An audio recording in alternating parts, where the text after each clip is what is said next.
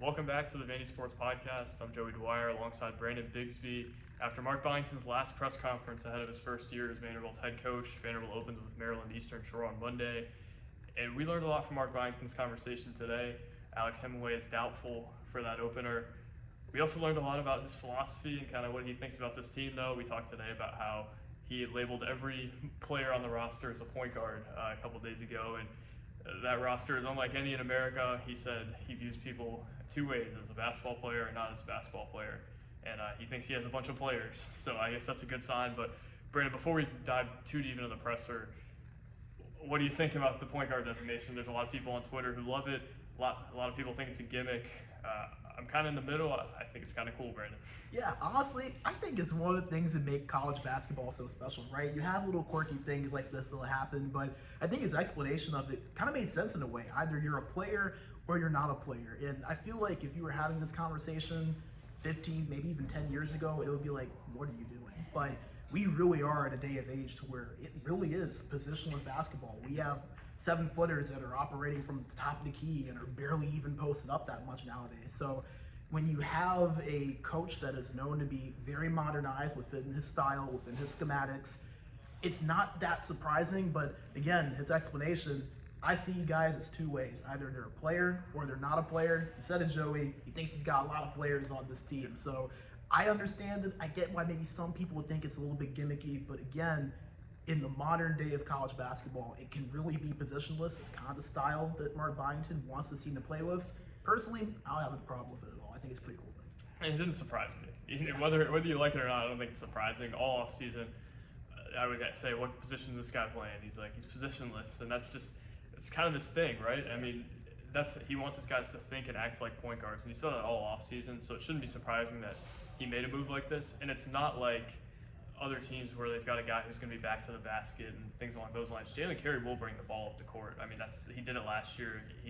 I think in one of the secret scrimmages he had five assists, 0 turnovers. I mean, that's what you're working with here, right? You're working with a lot of guys who are going to pass, dribble, and shoot, and that's their whole roster. That's why he said it this way. And they do have a lot of guys who are going to play point guard. I also think it was an interesting thing he talked about, maybe the modernized college game, to where guys don't want to be labeled as centers. They want to be labeled as guys who are basketball players and do a lot of different things. So a lot to take from him there, but also a lot to take otherwise. He talked a little about Maryland Eastern Shore, a game they should win, right? We don't know much about Maryland Eastern Shore at the moment. It's a lot of JUCO guys, a lot of guys without a lot of film out there. I don't know if Mark Byington knows a whole lot either, though. I think he's tried his best, but I think they're going to be a brand new team, even more so brand new than Vanderbilt. Vanderbilt's guys have tape, and Byington has more tape than Maryland Eastern Shore has. I think first-year coach for them.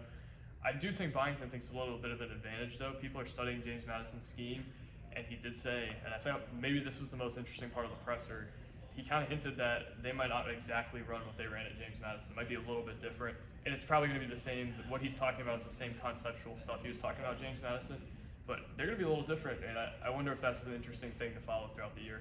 Yeah, I think that's going to be really interesting, especially through these first few games where we see them go up against Maryland Eastern Shore, and then especially once we get a little bit deeper into that non-conference stretch in November, kind of how that looks, how that formulates as we get more of a look at how these guys look. But something you mentioned too, Joey, Maryland Eastern Shore, obviously a game that you feel like Vanderbilt should go in and win pretty comfortably, but even Mark Byington himself said it. This is a team that there's just not a lot out there on. A lot of new players on that roster as well, a lot of JUCO guys. There just isn't a whole lot for them to really look at, to scheme around, so they kind of have to be ready for everything. And I think that even though the level of competition is going to be pretty well under what Vanderbilt's going to see through a lot of their schedule, I think that still does present some level of challenge, not knowing what you're going to be hit with until you're in that element of battle. You have to go out and face against it, which I think Mark Byington seems like he's excited about. But again, the more interesting part of that, how different does this team look from that JMU style that I think a lot of people kind of had set in their minds was going to be very similar with Vanderbilt? Maybe not so much as we thought, so something interesting to look out for going into Monday. Yeah, I don't want to overreact and say it's going to be different by any stretch, but it was interesting. He was talking about people are studying JMU, and I'm not ready to tell him that it's going to look exactly like JMU, which I think was interesting. And I think it probably is going to be that way just because of the level of athlete they have. I think their guards are a lot better in particular than JMU. Terrence Edwards was more of a wing than like a point guard. I guess he's probably a point guard in Byington's mind, but their guards are more athletic, and I think that might change some things about their team. And I think their defense is another story today. I think you're going to write a breakout on their defense, but man, their defense was not good enough for the 2 secret scrimmages. We learned that. Byington said that I think a few times. 102 points given up and 89 points given up is not going to do it. And Maryland Eastern Shore, I'm not expecting them to give up 90 points to, but I mean, you've got to see it get a little better. He did mention it's been a lot better in the week of practice after the scrimmage, which I think is interesting and maybe something that's encouraging. But from what I've heard, the defense isn't something that needs to be completely gutted. Like, they have guys who can be good defenders. It's a lot of technical stuff. It's a lot of fixable stuff. And I think he kind of alluded to that during the presser. Yeah, I think he said something really similar. And something else I thought was really interesting that, again, could be something to look out for early in this non-conference schedule is he said they specifically struggled in transition defense. Yeah. That's a massive thing, especially for a team that's going to be very fast-paced. They're going to give up a lot of possession from the other end.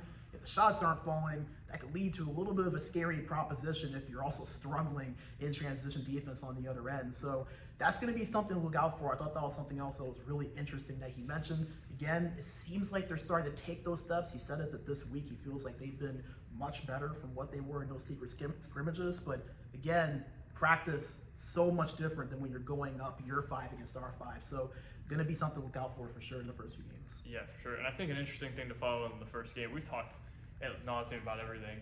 Now we're kind of wrapping up our off-season coverage. It's almost an exciting time for us. But going into that first game, I think another thing to note too is he was talking about it's not necessarily going to be indicative of what you see in February, January, or in year 2 or year 3, but it's going to be the foundation of what they've built. And I think there's going to be a good number of students there. I think it's going to be a good turnout. I would assume so, at least with the state of Vandy athletics and it being year 1 and him saying all the right things throughout the offseason, being kind of an exciting style. They've started to cater a little bit more towards that student body, and it's going to be interesting to see kind of the fruit of their labor there. I do think it's going to be interesting to see, you're looking at it and saying, man, he said it's exciting almost in the sense the foundations of the program are going to be on display Monday, only a couple more days, and you're going to see what this program is about. You're not going to see what it's going to be like in year 3, but you're going to see a little bit of that, and you're going to see how they're trying to build it. You're going to see how much support they have out of the gate. It's been a little bit difficult to gauge that. It's going to be interesting to see. Yeah, and I think you can use the football program as a good example. Just the turnout that not only in the student sections have, but just Vanderbilt alone, Vanderbilt fans, people within the area that have really showed out and turned into these games. Joey, I know you know the expression, if you win, they'll come. I don't even necessarily think it's just that. I think if you just put an exciting product out there that people can really kind of gravitate to, that people will come. Vanderbilt fans care. They want to show up. They want to show out. We've seen that even within this program in the past. You look back at some of the NIT games a couple of years ago to where it was a borderline sold out Memorial Gymnasium that was packed with energy. I think that's going to be really interesting to see, especially for game 1 against a team like Maryland Eastern Shore, what that turnout looks like, especially considering how much of an emphasis that not just the program itself in the uppers, but that Mark Byington has really put on community and wanting to get people involved and feeling connected with this program. For sure, Brandon. I think we hit on everything from this presser. It's about a 13-minute presser, I think, and we've gone, 8.5 minutes, so we'll wrap it up here, but basketball is right on the horizon. We're trying to cover this program like it's a blue blood, and I think Mark Byington's trying to make it into one, so we'll see how it goes, but stay tuned for coverage on Monday. Brandon and I will have last-minute thoughts ahead of the game, as well as post-game coverage. Go to the Vandy Sports site to see some takeaways from Byington's presser as well, and obviously a bunch of other things. So thank you guys for watching. God bless, and we'll talk to you Monday. Peace.